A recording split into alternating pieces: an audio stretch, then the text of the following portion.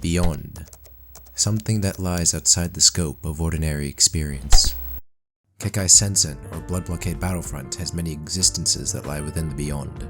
Around 3 years ago, a giant portal opened in the center of New York City that leads to a place called the Alter World, an alternate dimension that houses supernatural beings like aliens, monsters, and other things. Chaos ensues in what's called the Great Collapse as New York City gets Jenga'd. People gifted with psychic abilities called mages put up a barrier to temporarily halt the destruction of both worlds.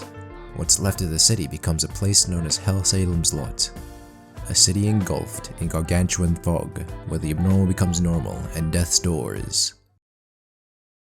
Right across the street next to the Jack Rockets, Hell Salem's Lot always has a lot going on.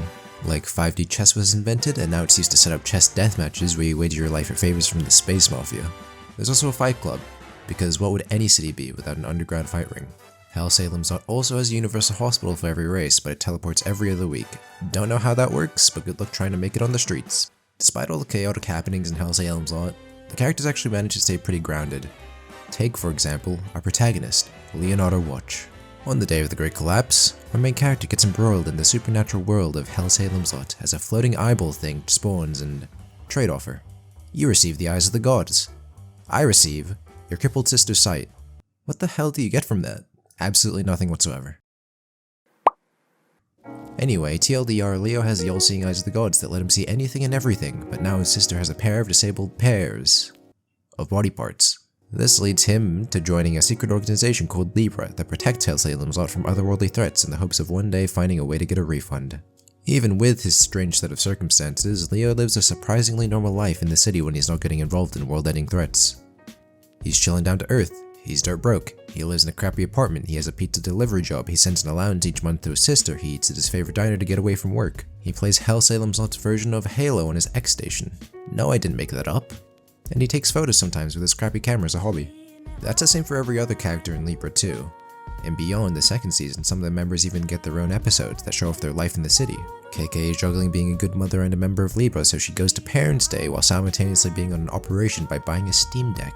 Chain actually kind of being the goat of some of these episodes. Zaprenfro is a douche, but he's not really that bad.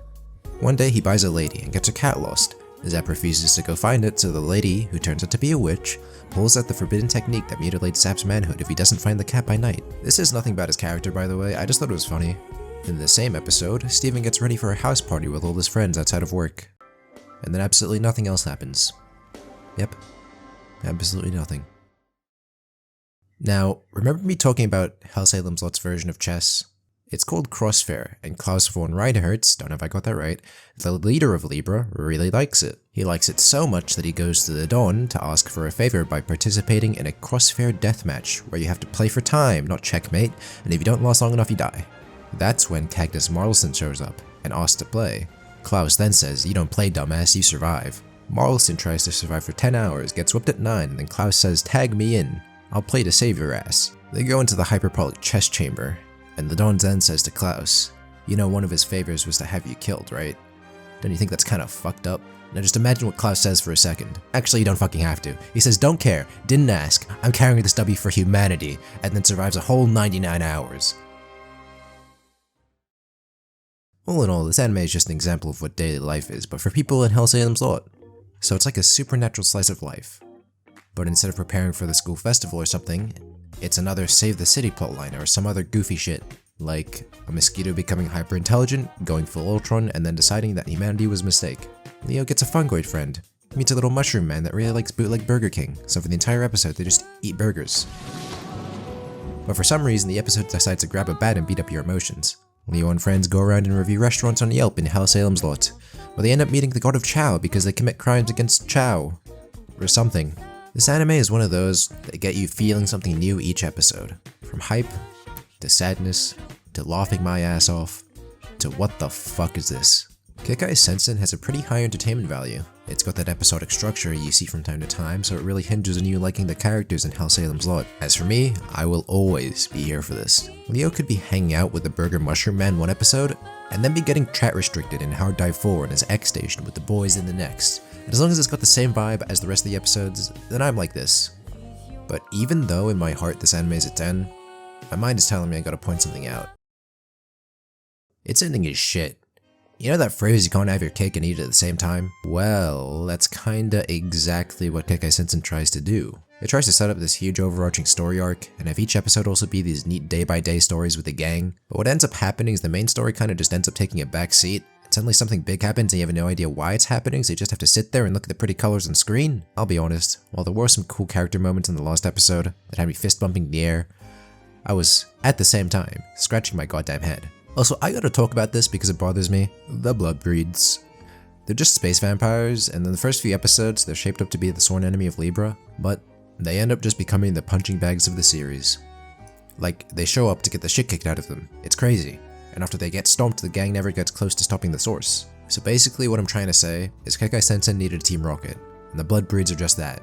They blast off again, but they always come back to capture Pikachu. I don't know, it just kinda bothered me that it seems like there was gonna be this huge grand plan for the Bloodbreeds, but it was never given for him, like, at all.